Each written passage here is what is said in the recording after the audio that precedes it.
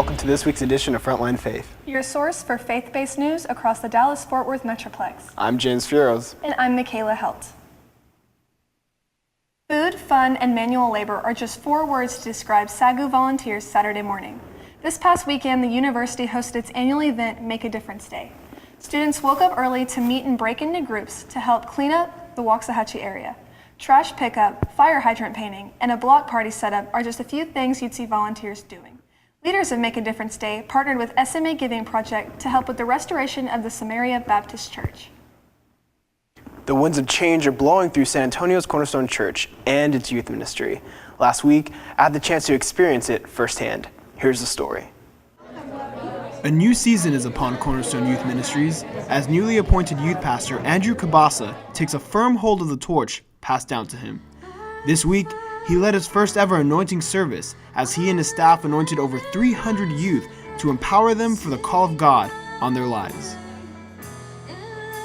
The reason we wanted to have an anointing service today because in Scripture we're showed that anointing was symbolic of purpose. It was symbolic of consecration and set apart, and they were anointed to do something and not just do church but to be the ministry. I really feel that through this sermon today, a lot of the students were really able to realize that they do have an anointing on their life, and they really have a chance to show that because of this anointing that they now know about. However, Pastor Andrew is also set on expanding the ministry's reach beyond the walls of the church.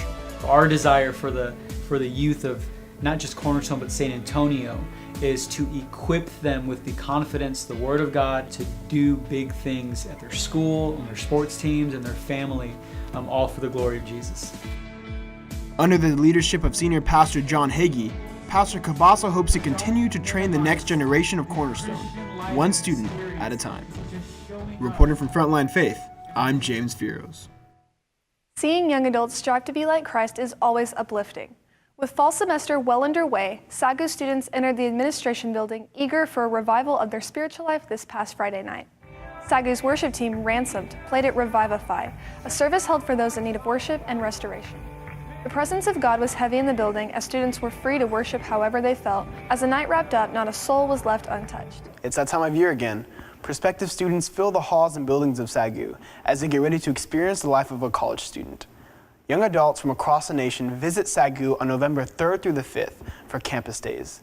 The event will include multiple amusements and student-hosted events. Attendees will get the chance to sit in on classes of their choice and tour various parts of the campus.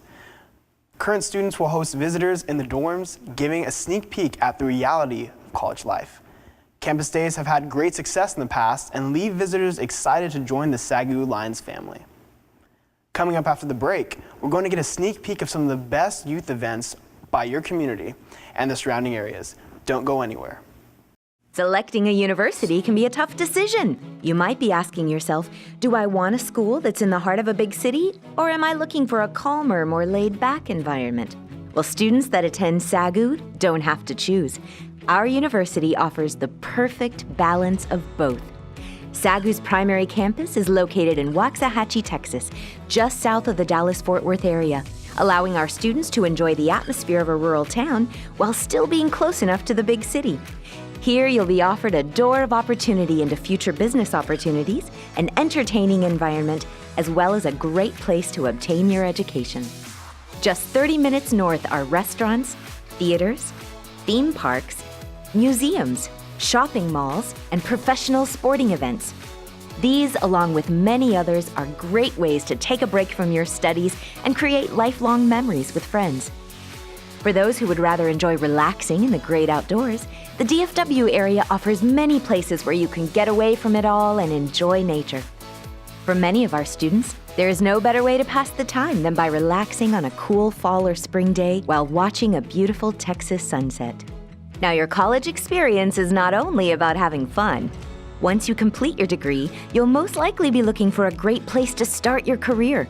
This area is one of the best places in the nation when it comes to employment opportunities after you graduate. Many of our students obtain internships at businesses in this area, which lead to full-time employment opportunities. So if you're looking for a great place to jumpstart your career after graduation, this area would be a great place to start. So, are you still weighing out your options about where you want to attend school? Well, by choosing SAGU, you don't have to decide between the opportunities of the big city and the small town atmosphere. Here, you get the perfect mix of both. To find out more information about the academic options SAGU offers, visit our website at sagu.edu. It's the middle of October, but things are still heating up at Living Church and their youth group. Austin Sewell has the latest news on the Wednesday night that had sparks flying. On Wednesday night, Living Church in Mansfield, Texas had their annual youth outreach, Spark Out.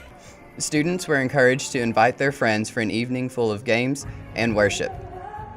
The activities included a truck smash, bull riding, and a dance competition. I think the best part of working with Spark Youth is just the leadership.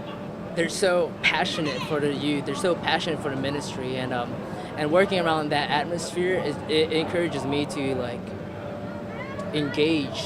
Just the best part is everyone working together to reach one goal.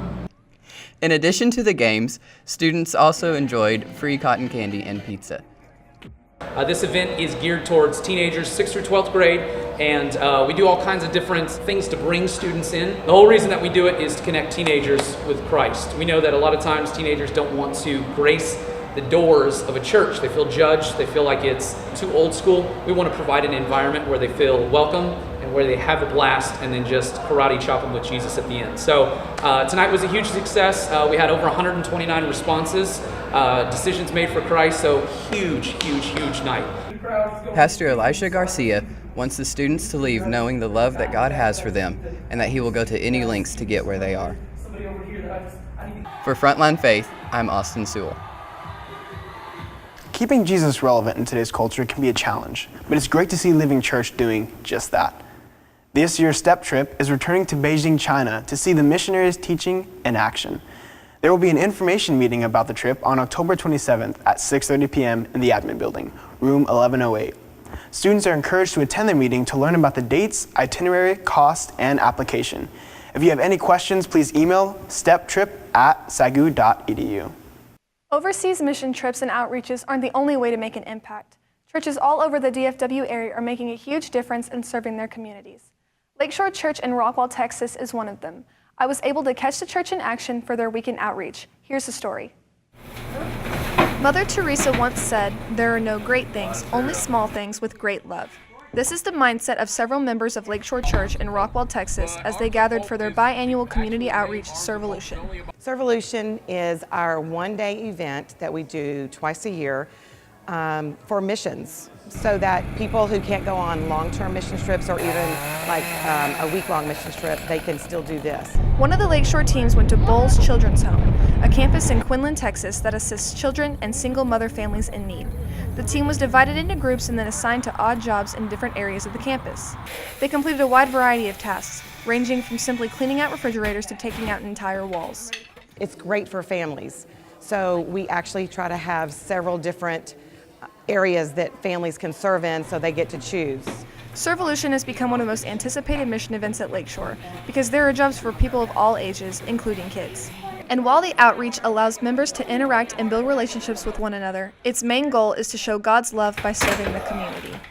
God is all about love, and it's loving people, and it's doing things for others, not for yourself. Lakeshore hopes to inspire other people and churches to serve their communities by being the hands and feet of Christ. For Frontline Faith, I'm Michaela Helt.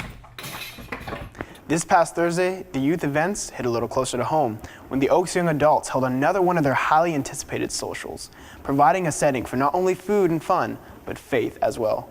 Ora Garst has the story. The Oaks Fellowship in Red Oak, Texas is constantly analyzing and strategizing on how to best reach the lost of our world. This past Thursday was a great example of this, as young adults pastor Dylan Wilson and his Oaks Young Adults staff put on one of their quarterly gatherings for the young adults of our region. 3, 2, The Oaks Fellowship is in Red Oak, Texas, and we're the 18 to 30-year-olds of this congregation. And we have services every month. We have 6 small groups that meet throughout South Dallas every week. And then we also have social events that happen every quarter here in the South Dallas community. It is near impossible to not feel loved alongside the staff and volunteers of OYA. But this event felt different. OYA pushed even deeper, past the fun and games. In fact, through worship and preaching, lives were changed. There were multiple salvations, and the presence of God was tangible. This peaceful atmosphere is something Dylan and the OYA staff fervently desire. The vision of OYA is that the people of South Dallas would have a safe place to be able to come and encounter Jesus. At OYA, we say all are welcome, all are loved. And so no matter what you believe, no matter what you're going through, no matter your circumstance, you're able to come here and experience the love of Jesus. Not only are we going to welcome you, we're going to love you, and we want to do life with you, and we want to be friends with you, and we're not called to do this life on our own. So come be a part of the OYA family. So make sure you don't miss that next OYA event, as more memories are made and lives are changed. For Frontline Faith, I am Ora Garst. Thanks, Aura.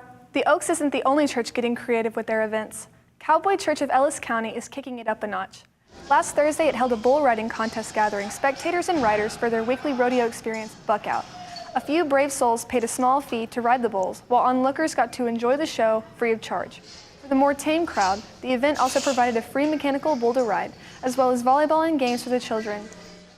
Up next, we'll get a glimpse into the church life of fellow Christians around the world and live a day in the life of SAGU's very own Brooke Wagner. Stay tuned. Have you given any thought to finishing your college degree? Well, did you know every day others like you are discovering the satisfaction of completing their degree online? And they're doing it through SAGU Distance Education. We offer more than 50 accredited programs, most available entirely online. Our average annual cost is half of the national average for other private schools, and we can help you with the financial details through a number of grants, scholarships, and federal loan programs. SAGU School of Distance Education. Education anywhere. The transition into college life can be a difficult one, but with the help of leaders around campus, the process can be made easier. Brooke Wagner is an example of one of these leaders that is making an impact on her campus. Kristen Urban has the story. It was only a few years ago that Brooke Wagner decided to call Teeter her home. Something that I felt like the Lord was doing was completely rearranging my plan. So I thought I was going to be going to Santa Cruz and going to Bethany University, and God totally warmed my heart to Texas. I just moved here on move-in day, and the moment I walked on campus, I had such a peace about being here. Since then, this has become a new home, this has become a new family, and God's really expanded my territory and sphere of influence here, so it's been a journey. One of the largest influences she's had is over her very own hall. God has given her an incredible opportunity to minister into these young girls' lives. Having Brooke as an RA is kind of a fantastical experience because no one is as genuine or as kind and caring as Brooke. If it wasn't for her, I wouldn't have moved to T2. She has literally the biggest heart. She's just really overall the definition of a really good person. Becoming an RA was surprisingly not in Brooke's original plan. She also has a passion for missions. I just want to walk alongside people and do ministry. I want to live a life next to people around me that demonstrates Christ. It's a great opportunity for what I want to do in the future.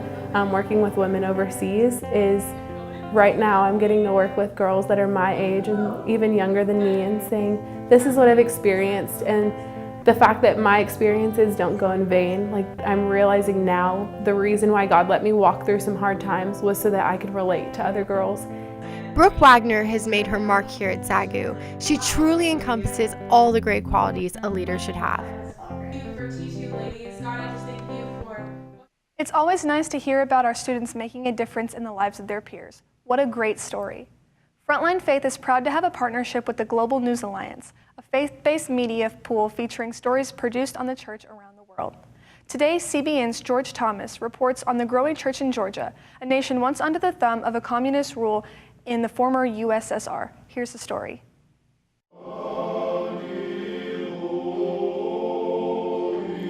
On any given Sunday morning, you'll find most churches in Georgia packed with the faithful. And one of the first things a visitor will notice is that there are no pews or chairs in most Georgian churches. That's because, unlike typical church meetings, Christians here stand during their services. We say that Orthodox are like candles because they stand before God in churches. it's uncomfortable to stand for 2 hours, 3 hours in a row, but we choose to. That was the case during a service at Holy Trinity Cathedral in Georgia's capital of Tbilisi, as thousands stood listening to their nation's most famous citizen. His name, Ilya II, and he leads one of the oldest Christian communities in the world. The history of the Georgian church dates back to the 1st century AD, when the apostles of Jesus Christ entered Georgia and preached the gospel. At 83, this elder statesman has been affectionately dubbed the most trusted man in Georgia. He's the spiritual father of Georgia and a wonderful example of what it means to be a humble servant of God.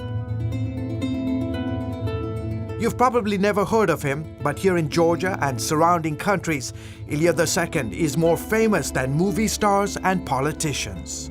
Patriarch Ilya II is the most respected figure in Georgian society. In fact, his favorable poll numbers are over 90%.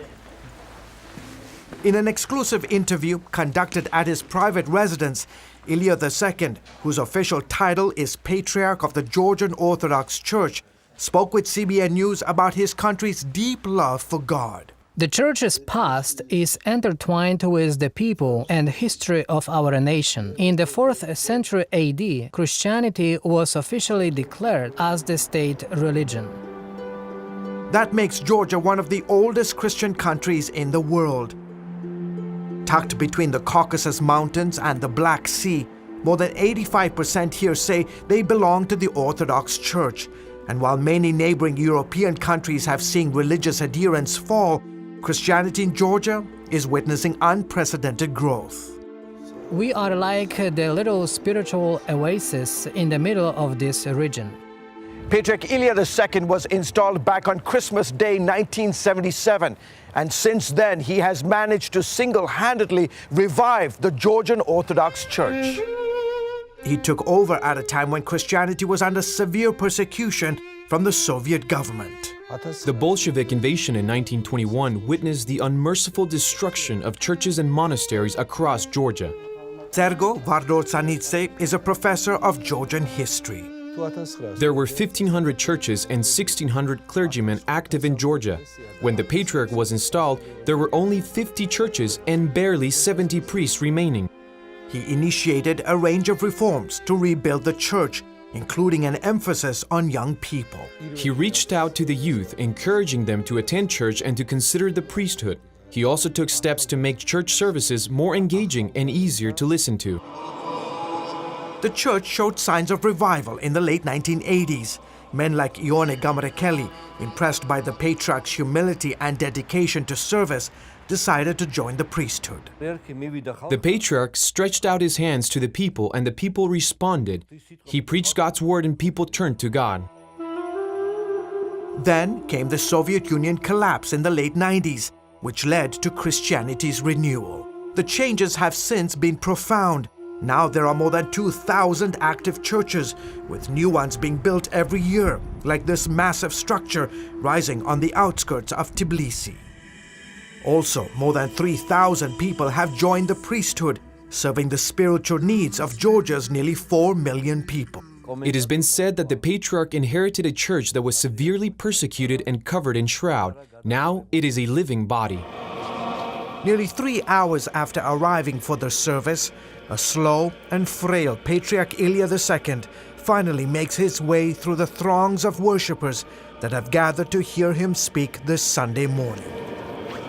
CBN News is granted unprecedented access to film as hundreds of men, women, and children line the ornate halls of Holy Trinity Cathedral to receive a prayer or special blessing. The Patriarch always says that all that's been achieved during his reign is because of the Lord's will. After decades of religious repression, many are grateful that the church in Georgia has not only survived, but is thriving, thanks in part to one man's desire to bring his nation closer to God. Many kind achievement has been accomplished, and I thank God for letting me undertake such endeavors for our nation. George Thomas, CBN News, in Tbilisi, Georgia. It's so inspiring to see God's church in action around the world. Thanks for joining us on this edition of Frontline Faith. Be sure to tune in next week. I'm Michaela Helt. And I'm James Buros.